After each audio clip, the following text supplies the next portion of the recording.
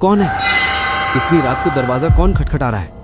ओ दा मी नी कल आ ना। आवाज सुनकर अविनाश का खून जम गया।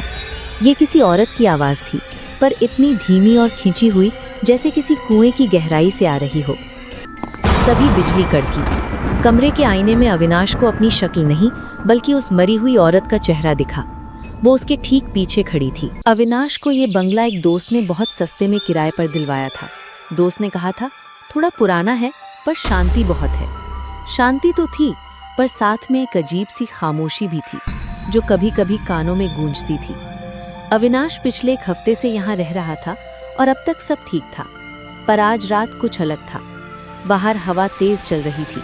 सूखे पत्ते खिड़कियों से टकराकर अजीब सी सरसराहट पैदा कर रहे थे। ये कहानी तो जम नहीं रही। लगता है मुझे भी कुछ भूतिया देखना पड़ेगा ताकि डर असली लगे। तभी लकड़ी के पुराने दरवाजे पर एक धीमी पर साफ खट की आवाज हुई। अविनाश ने लैपटॉप बंद किया। इतनी रात को कौन हो सकता है? कौन है? कोई जवाब नहीं आया।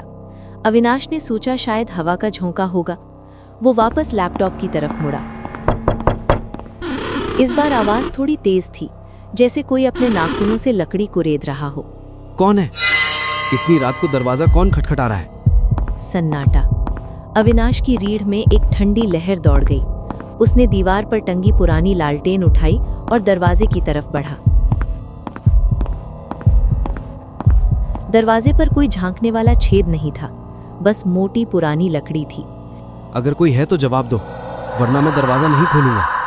एक पल के लिए पूरा बंगला खामोश हो गया। अविनाश की धड़कनें तेज हो गईं। तभी दरवाजे के ठीक उस पार से एक बेहद धीमी पर डरावनी खींची हुई आवाज आई। ओ दा मी नी कल आ ना। आवाज सुनकर अविनाश का खून जम गया। ये किसी औरत की आवाज थी, पर इतनी धीमी और खींची हुई जैसे किसी कुएं की गहराई से आ रही हो। दामिनी कौन थी और कल आना क्यों? अविनाश ने अपना हाथ दरवाजे से हटा लिया। उसके दिमाग में हजारों सवाल घूमने लगे। वो तुरंत पीछे हट गया और दरवाजे पर कुंडी लगा दी। ये क्या था? मैंने कभी ऐसी आवाज नहीं सुनी। ये कोई इंसान तो नहीं था?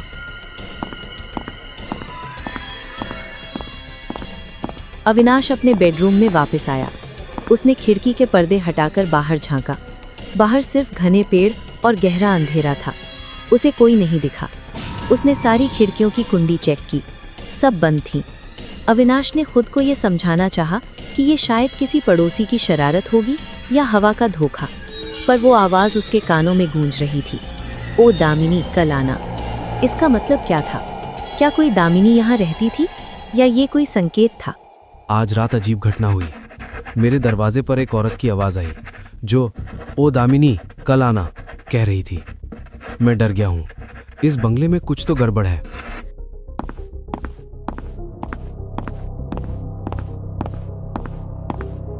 अविनाश ने मोमबत्ती जलाई और कुछ पुरानी किताबें देखने लगा जो बंगले की लाइब्रेरी में रखी थीं। उसे एक पुरानी डायरी मिली जिसका कवर फटा हुआ था। डायरी का पहला पन्ना पीला पड़ चुका था। उस पर बड़े अक्षरों में लिखा था, राजेश की डायरी 1985। अविनाश ने डायरी खोली। अंदर की लिखावट अस्पष्ट थी, पर उसने किसी तरह पढ़ना शुरू किया। आज फिर वही आवाज। वो हर रात दरवाजे पर आती है और मेरी बेटी दामिनी को पुकारती है।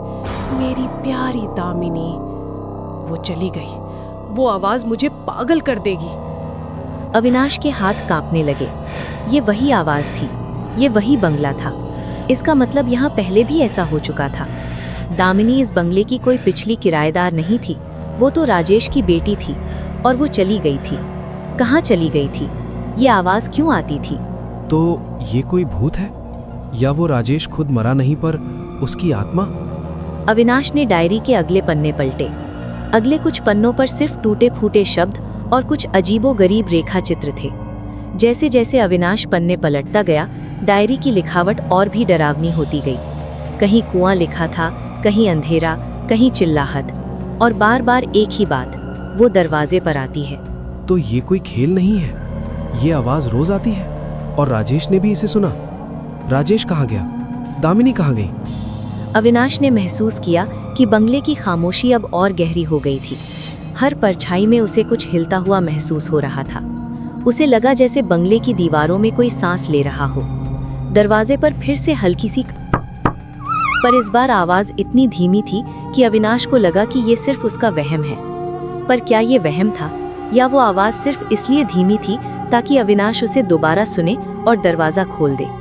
वो जानता था कि उसे ये रहस्य सुलझाना होगा या फिर इस बंगले से हमेशा के लिए भागना होगा, पर उसके अंदर का लेखक उसे ये कहानी पूरी करने के लिए मजबूर कर रहा था। सन्नाटा इतना गहरा है कि अविनाश को अपनी धड़कनें साफ सुनाई दे रही हैं। वो डायरी का अगला पन्ना पलटता है। आज दामिनी ने फिर वही बात कही। वो कहती है कि आईने में उसे अपनी शक्ल नहीं किसी और की परछाई दिखती है। वो औरत जो हर रात दरवाजे पर आकर कहती है कल आना। मतलब वो आवाज दामिनी को बुलाने आती थी, पर क्यों? तभी कमरे के कोने में रखे पुराने आईने पर अविनाश की नजर पड़ी। उसे लगा जैसे आईने के अंदर कोई हरकत हुई हो। कौन है वहां? कोई जवाब नहीं। अविनाश आईने के करीब गया। धूल जमी थी। उसने हाथ से धूल साफ की। आईने में उसकी अपनी थकी हुई सूरत दिख रही थी, पर अचानक उसके पीछे एक धुंधली सी आकृति गुजरी। सामने आओ, मैं डरने वाला नहीं हूँ। कमरा खाली था, पर आईने पर अब कुछ लिखा हुआ उभर रहा था, भाप की तरह। लिखा था, पीछे देखो। क्या? अविनाश ने हिम्मत जुटाई और खिड़की खोली। बाहर अंधेरे में थोड़ी दूर पर एक पुराना पत्थर का कुआं दिख रहा था। कुएं के पास एक छोटी बच्ची की गुड़िया पड़ी थी। ये गुड़िया कल यहाँ नहीं थी, ये कहाँ से आई? अविनाश टॉर्च लेकर बंगले के पीछे वाले हिस्से में पहुंचा।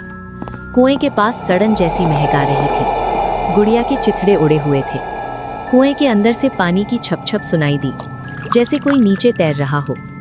दामिनी, क्या तुम अंदर हो? ओ दा मी नी कल आ ना।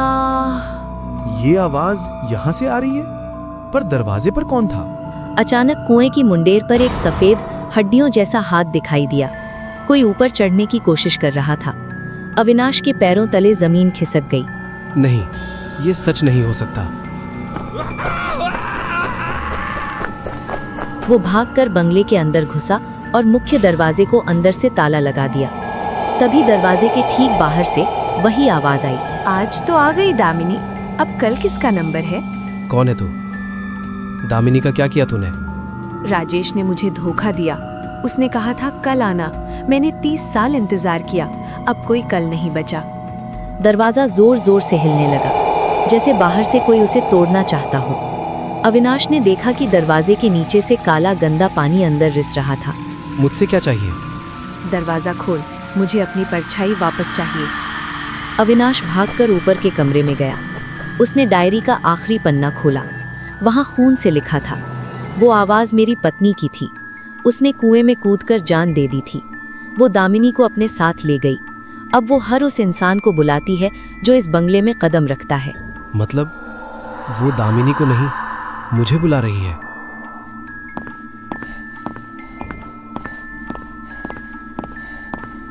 तभी बिजली कड़की। कमरे के आईने में अविनाश को अपनी शक्ल नहीं बल्कि उस मरी हुई औरत का चेहरा दिखा। वो उसके ठीक पीछे खड़ी थी। ओ अविनाश, कल मत आना, आज ही चलो। अविनाश का गला सूख गया। उसने पीछे मुड़ने की कोशिश की, पर गर्दन जैसे जाम हो गई थी। आईने वाली औरत धीरे धीरे हाथ बाहर निकाल रही थी। दूर हट, तू मर चुकी है। मरते वो है अविनाश जिन्हें भुला दिया जाए। मैं तो यही हूँ, हराहट में। अचानक आईना चटक गया। अविनाश के चेहरे पर कांच का एक टुकड़ा लगा। खून की बूंद गिरते ही वो औरत गायब हो गई। मुझे यहाँ से निकलना होगा, अभी। वो नीचे की तरफ भागा। सीढ़ियों पर अंधेरा था। टॉर्च जलाई पर उसकी रोशनी धुंधली पड़ रही थी। ये सीढ़ियाँ खत्म क्यों नहीं हो रही? वो दौड़ रहा था, पर ऐसा लग रहा था जैसे वो एक ही जगह पर दौड़ रहा हो। तभी उसे किसी के रोने की आवाज आई। अंकल, मुझे बचा लो, माँ मुझे कुएं में बुला रही है। दामिनी, तुम कहाँ हो? आवाज बेसमेंट से आ रही थी। अविनाश डर और हमदर्दी के बीच फंस गया। वो धीरे धीरे बेसमेंट की सीढ़ियां उतरने लगा। डरो मत बेटा, मैं आ रहा हूँ। बेसमेंट में टखनों तक काला पानी भरा था। कोने में एक छोटी बच्ची बैठी थी जिसका चेहरा दीवार की तरफ था। दामिनी, चलो यहाँ से। जैसे ही उसने बच्ची के कंधे पर हाथ रखा, वो मुड़ी। उसका चेहरा नहीं था, बस एक सपाट मांस का लोथड़ा था। माँ ने कहा था कल आना, पर आज आप आ गए। ओ मेरे खुदा। अचानक बेसमेंट का दरवाजा ऊपर से बंद हो गया। पानी तेजी से बढ़ने लगा। दीवार पर खून से अक्षर उभरने लगे। ओ दामिनी, कल आना।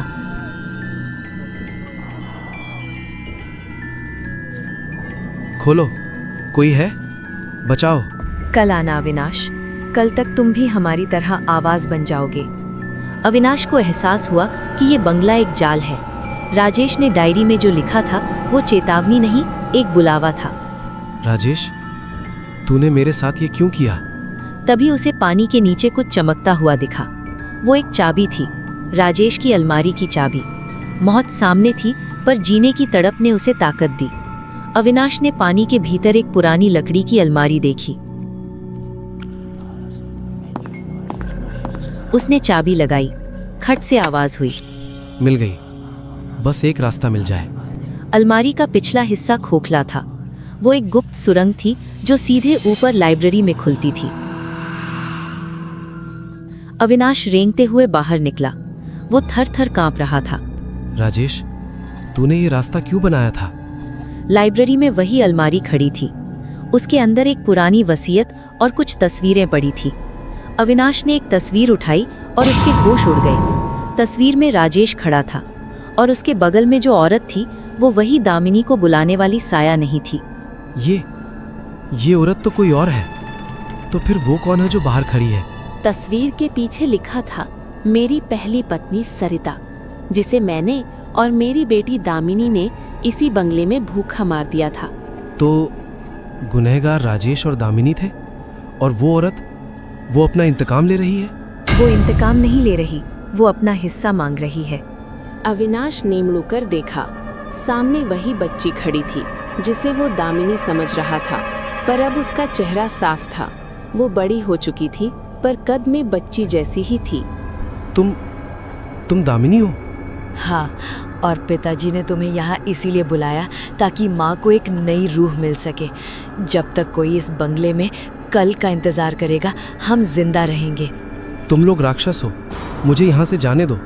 देर हो गई अविनाश, माँ दरवाजे पर है, उसे जवाब दो। मुख्य दरवाजा अपने आप खुल गया। बाहर वही धुंधली आकृति खड़ी थी। उसके हाथ में एक बड़ा पत्थर था, वही पत्थर जो शायद सरिता की कब्र पर रखा गया था। नहीं, मैं कल नहीं आऊँगा, मैं आज ही सब खत्म कर दूंगा। अविनाश ने मेज पर रखी मिट्टी के तेल की बोतल उठाई और डायरी के साथ उन पुरानी तस्वीरों पर उड़ेल दी। ये क्या कर रहे हो? रुक जाओ। इस बंगले के साथ तुम्हारी यादें और ये पाप भी जलेंगे। अविनाश ने माचिस जलाई। आग की एक लकीर फर्श पर फैलने लगी। तभी उस साय ने एक जोरदार चीख मारी, जिससे बंगले के सारे शीशे चकनाचूर हो गए। आग की लपटें छत को चूम रही थीं। पुरानी लकड़ियां चटक रही थीं। दामिनी का चेहरा अब किसी मासूम बच्ची का नहीं, बल्कि एक डरावनी बूढ़ी चुड़ैल का दिख रहा था। तुम कहीं नहीं जा सकते।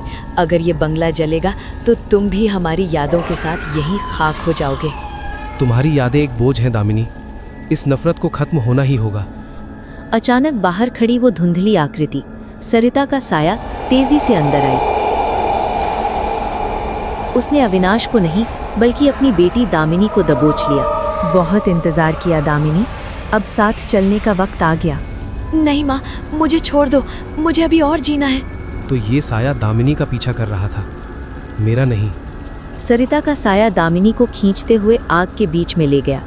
जैसे ही दोनों लपटों में समाये, एक भयानक धमाका हुआ। अविनाश को एक धक्का लगा और वो उड़कर बंगले के बाहर घास पर गिर पड़ा। बाहर का नजारा, बंगला धू धू जल रहा है। दूर से पुलिस और फायर ब्रिगेड के सायरन सुनाई दे रहे हैं। सब खत्म हो गया, आज कोई कल नहीं आएगा। वो पलट कर जाने लगा, तभी उसे एहसास हुआ कि उसके कोट की जेब में कुछ भारी है। उसने हाथ डाला तो वही पुरानी राजेश की डायरी उसके हाथ में आई, जो पूरी तरह जल चुकी थी, सिवाय आखिरी पन्ने के। ये पन्ना कैसे बच गया? उसने पन्ने को गौर से देखा। उस पर अब नई लिखावट उभर रही थी। लिखा था, जो देखता है वही भोगता है। तुमने हमें मरते देखा है, अब तुम हमारी कहानी के नए लेखक हो। नहीं, मैं अब कभी कुछ नहीं लिखूंगा। 1 साल बाद अविनाश एक नए शहर के एक नए अपार्टमेंट में है। वो रात के समय सो रहा है। अचानक उसके बेडरूम के दरवाजे पर हल्की सी दस्तक होती है। कौन है? ओ अविनाश, कल आना। अविनाश की आंखें फटी की फटी रह गईं। उसने खिड़की के बाहर देखा, वहां कोई बंगला नहीं था, पर आईने में उसे अपनी शक्ल के पीछे वही धुंधली आकृति फिर से दिखाई दी। नहीं, ये खत्म क्यों नहीं होता? क्योंकि कुछ कहानियां आग से नहीं जलती, वे बस एक इंसान से दूसरे इंसान तक पहुंचने का रास्ता ढूंढ लेती हैं। दामिनी चली गई, पर वो कल अब अविनाश का पीछा कर रहा था।